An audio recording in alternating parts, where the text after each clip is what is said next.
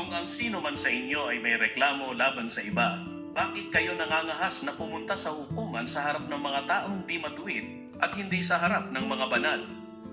Hindi ba ninyo alam na ang mga banal ang hahatol sa sanlibutan? At kung hahatulan ninyo ang sanlibutan, hindi ba kaya rin ninyong litisin ang napakaliit na mga bagay?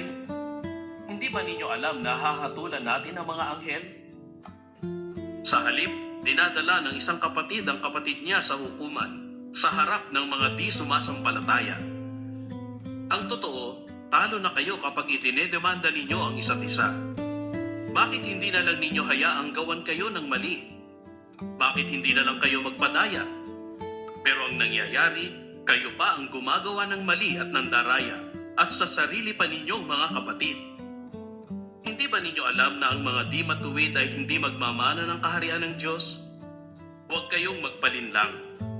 Ang mga immoral, sumasamba sa idolo, mangangalunya, lalaking nagpapagamit sa kapwa lalaki, lalaking nagsasagawa ng gawaing homosekswal, magnanakaw, sakit, lasenggo, manlalait, at mangingikil ay hindi magmamana ng kaharian ng Diyos.